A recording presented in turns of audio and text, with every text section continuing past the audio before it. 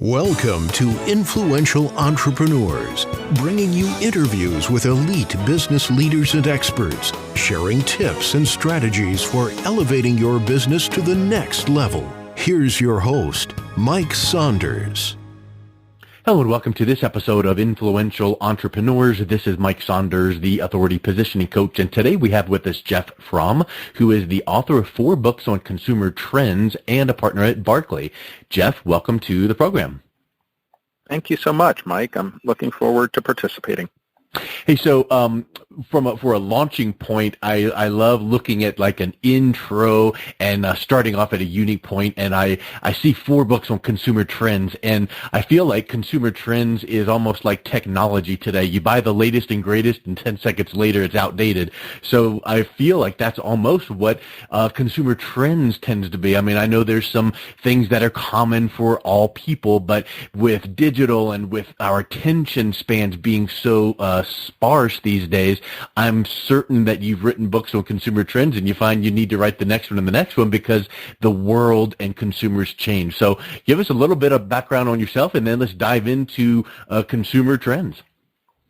You bet. Well, I guess by chance, I led the first large-scale study of millennials in 2010 and 11, where we looked at millennials as consumers, and Pew hadn't done any work on this topic yet. I did it in a research partnership with Boston Consulting Group.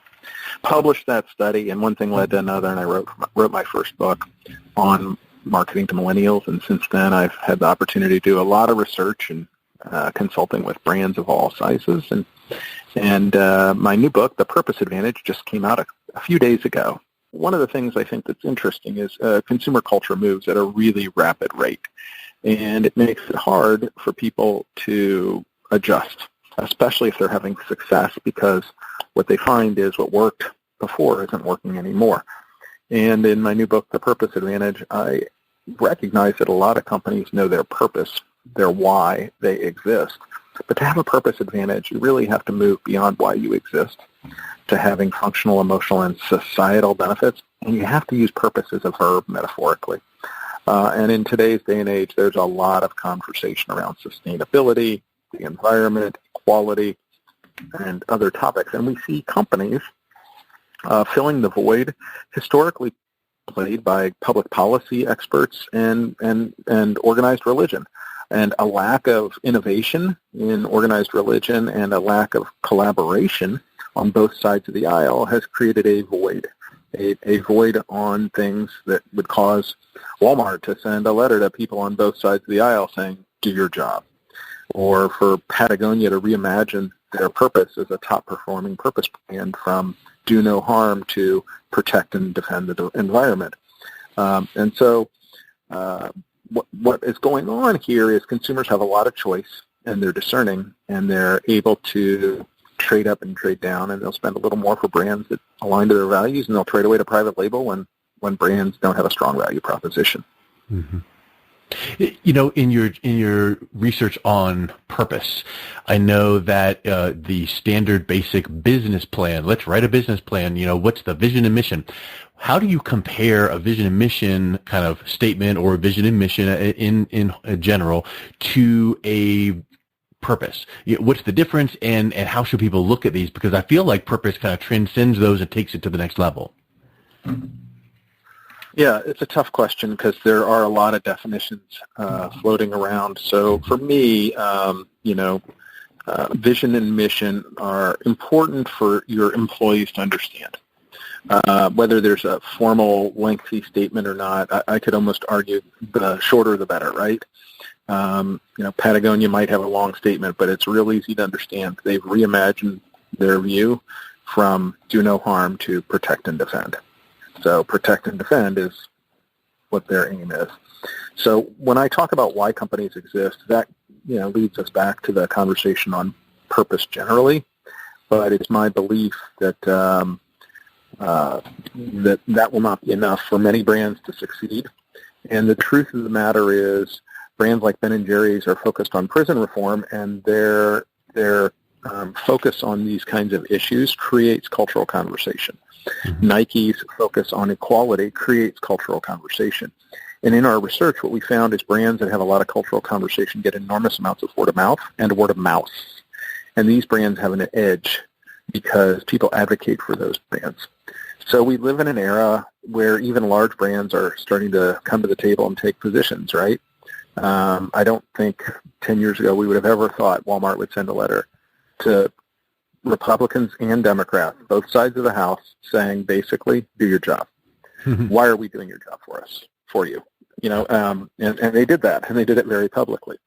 And so I do think consumers are tired of inaction, and that's inaction from organized religion, which has been a source of purpose, as well as inaction from, honestly, government, people who were hired to work on behalf of people who spend a lot of their time fundraising, which was not what they were hired to do. And so we're seeing more and more brands enter the conversation on a variety of topics. And the topics tend to vary based on their brand's editorial authority. Yeah. And the investor community has taken notice. And what we have found is brands with a soul have an advantage. In fact, Unilever, a public company, said that the brands that they have that are in their sustainable living group have been growing at a rate 69% faster than the brands not in their sustainable living group. Wow. So think about that for a moment. Or do your own research on shelf and see that you can go buy a bottle of seventh generation and you pay an extra $1 versus Tide, one of the most well-known brands on the planet. So here's a brand that's far less known, getting an extra $1 per bottle times millions of bottles against a Goliath. And so I think it's time for brand strategy professionals to say, wow, doing good and making profit are not mutually exclusive. They actually, when done we can right, go down the path of cause marketing and corporate social responsibility. Those are huge, huge things. But I want to put a pin in that for 2 seconds and comment on something that you were saying right here, because it feels like if a brand has a vision and mission, that's about them. Hey, our corporate brand is our vision and mission. But you're describing this higher, broader reaching, not even a 30,000-foot view, but probably a 60,000-foot view of purpose. Like, we want to change the world kind of purpose, which goes way beyond their brand. It kind of pulls people in. You're mentioning Nike and Patagonia. And I think that's a really big, big delineation. And then you mentioned the millennials. And if I'm correct in thinking here, one of the biggest kind of bullet points of millennials is, they don't want to come in and do the minutia. They want to feel like they're a part of a bigger thing, a bigger cause. Do you think there's a correlation between these two? Because it's almost like if that is the case, that millennial generation is seeing things that like the blinders are off. They're seeing things way beyond what the other generations are seeing. Well, I think that's a fair point. I think what we have is a consumer who's very savvy. They're not disloyal. They're discerning. They're able to process a ton of information from the palm of their hand with a little device that's not a phone. And as a result, they are day trading. They trade to private label and low-price brands when they don't see much value, and then they trade up and spend a little extra when they see a brand that aligns to their values. Now, I want to be clear. It's not purpose alone that wins the day. You have to have purpose in combination with something else. So Ben & Jerry's might have a great purpose, but amazing flavors, nobody's buying the product. And Nike might get a lot of cultural conversation around their purpose, but if they don't make shoes that people want, nobody's going to buy the product. So it's the combination of some factor. In the case of Chobani, it's innovation. They're a very innovative brand. They brought Greek yogurt to a category that was sleepy. They were the little brand in the category, but they have a huge sustainability streak. In the case of Dove, it's around trust. It's a trusted brand, but they changed conversation about how people should feel comfortable in their bodies, and not everyone's going to have a Barbie-shaped figure, nor should they. And self-image, and I really like that. I was in a class a few months ago in marketing, and we were using that video as a case study for Dove, where they were bringing in, I'm confident you've seen this, where the ladies were brought in and they were asked by a sketch artist, describe yourself. And they were saying, well, I am this and that and the other, and the artist was drawing this.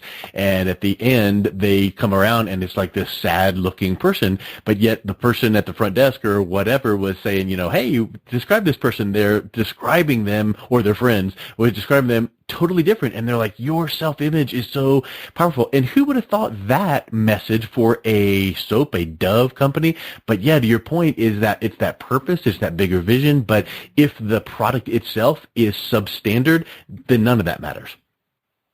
Right. And the other issues that I would bring into the conversation, first of all, if you have a strong purpose, you probably have high levels of employee engagement, low levels of employee turnover, because most companies with a strong purpose attract people who believe in that purpose. So those people tend to, work a little harder. And that doesn't mean they don't ever leave, because if somebody's going to pay them a lot more money, or the person that they want to spend their time with moves to a different city, they're still changing jobs. But they tend to do better in terms of engagement. They tend to do better in terms of longevity. Probably the classic case of this is Mod Pizza. Does America need another pizza chain? Well, yes, it's America. But the truth is Mod is the probably 150th or 500th pizza chain to open shop. It's a young company. It's the fastest growing pizza chain in the fast casual industry with several hundred units. And their purpose is around giving employees second chances. Why is it important to align your purpose to your sort of profit? Because by doing that, they have this culture that's better, and so they have lower turnover in an industry known for high turnover. That gives them a financial advantage. And what have they done? They've opened up their labor pool to people who might have had a brush with the law, but they've screened them properly, or somebody who might have had a gap in employment, but they've screened them properly. And so now they've created a purpose that's very powerful, increased their employee engagement, increased their employees' likelihood to stay with the company, have better guest satisfaction, and financially, the big cost of continually hiring and training people has been reduced. So getting that flywheel right is so important, whether you're running a small company or a big company. And Mod started as one pizza chain in Seattle, one restaurant, not first, second, or third to open their doors, still a relatively not well-known brand, growing like crazy. Yeah. Hey, let's move into the marketing concept of the 4 Ps: price, place, promotion, and product. Well, you talk about the 5th P, purpose. How does that tie in? And I love when I see these, the old trusted 4 Ps everyone talks about in the textbooks, but talk about the 5th P of purpose. How does that tie in with the 4 Ps? I think the important thing is, for most companies, looking at your origin stories. Why did your company get started? What was its original purpose? Are there some threads you can tie in? In the example of Dove, William Lever started that company. Unilever was started, and it was to allow everyday people who didn't have access to clean themselves at an affordable price, right? And so, when you sort of look at some of the history of the company and you start to think about it, it's like, wow, well, wouldn't it make sense for Dove to take this kind of an action? The reality is that when purpose is integrated along with another factor, whether that's innovation, whether that's focusing on a topic, whether that's trust, or any number of the factors that could be involved, then the company can perform at a higher level. Our research shows price and distribution on average account for 75% of financial performance. If you compete on low price, it's probably 85%. If you compete on differentiation, it's probably 65%. But on average, you're around 75%. So price and distribution are still super important. But consumers have so many choices, and they make fast decisions. And if you do a great job and have a little bit of a soul, you win with your internal audience, you win with your external audience. And the data is pretty striking, and I referenced the Unilever data already, but there's a fair amount of IRI data as well that says, guess what? These brands are having a price elasticity advantage. They have a frequency of use advantage. Who wouldn't want an extra buck on a $10 product at shelf? That's a significant advantage, right? Yeah. Against your biggest competitor in a category that's not that exciting and sexy. Yeah. A lot of people think, well, I'm not in a sexy category. How sexy is laundry detergent? Really? Yep. Exactly. Hey, do you feel that purpose in relation to the 4 Ps almost acts like a lever or a amplification? Because to your point earlier, if you don't have a good product to base as a foundational base, then it doesn't matter about purpose. But if you do have a good product and then you combine it with purpose, amplification. If you have a good price, same thing. And maybe purpose then ties back to price to go with the bigger purpose and a great product. You could have a higher price and get away with it because of that elasticity. Well, discerning consumers trade up and trade down all day long. Yeah. Purpose can and should be an accelerant when done well, because you're going to have more engaged employees, and you're going to have consumers advocating for the brand, right? And consumers advocating for the brand translates into word of mouth and word of mouth. So the way I think about it is, when your purpose stands for something, whether that's the environment, whether that's equality, or any number of other topics, then other people stand with you. And when other people stand with you, that's powerful. Yeah. And I think many of the brand leaders I've interviewed, and I've interviewed people from very low involvement categories to very high involvement categories, consumer and B2B, and I've heard the same common threads. I sat down with the head of American Express Small Business. They represent thousands of small business owners. And in the course of that interview, it became very, very clear. I want my employees to be super engaged, but having that kind of an advantage matters, because if the employees believe in the mission or as I say, the purpose, and some companies use these terms interchangeably, but if the company's taking action using purpose as a verb, then that works, whether that's a local level or a national level. Yeah. The hard part is getting that flywheel right. Mod Pizza got the flywheel right by having second chances and creating a culture that's powerful, and that gave them a big advantage financially in attracting and retaining employees in a category where the hardest job for them is attracting and retaining employees. I mean, Any restaurateur knows that if you can attract and retain talent, you have a huge advantage. So they attack that, which is a potential weak link, and to turn it into a strong link, which then ties into, I'm sure if we had a HR specialist on the interview with us here today, they could speak to metrics about when employees stay longer, there's a huge savings. When employees leave, there's a huge cost to changing over and finding new. So that's a really interesting point, and I love you. Imagine your experience delivery and guest satisfaction when employees know your brand better. Right? Yeah. I mean, how frustrating it is to go to a store and employees brand new, and they don't understand the brand or what's going on. It's like, so yes, all of the things you said, and and more. And you've said this a couple times now, and I love it, using the word purpose as a verb, because it's not some inanimate object noun like, oh, that's our purpose. We got to do something with it. It's like knowledge is power. Knowledge is potential power. Go do something with it. It becomes power when you turn it into action. So purpose is nice, but it becomes powerful when you put it into action. So I'm sure that's one of the main points in your book, The Purpose Advantage. So speak a little bit about the book, and what are a couple takeaways that people will take away from picking up a copy of the book? Sure.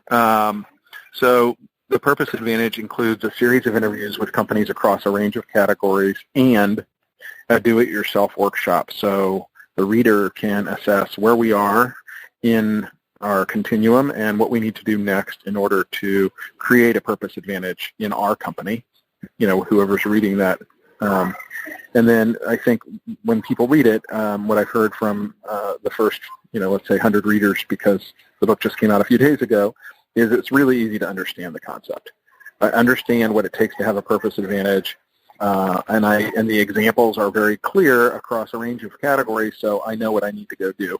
And I think it's important for people to have a view of what other brands are doing, because I often hear, well, we can't do that at our business. It's not that interesting. We don't have a sexy business. Well, I've profiled a number of brands that are in not-so-sexy businesses and shown how they've managed to do it. So not everyone's going to be in live entertainment or technology, and the book does not focus on businesses that have that sort of natural wave.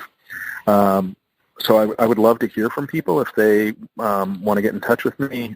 My personal website's jefffromm.com, and The Purpose Advantage is easily found in bookstores and, of course, on Amazon. Excellent. Well, Jeff, I really appreciate your time, and I'm going to make sure that we have the web link directly in the show notes, but that's Jeff Fromm with 2 M's, so FRMM.com. And thank you so much for coming on. It was a wonderful time learning about the purpose advantage and using purpose as a verb. Thank you, Jeff. All right. Thank you.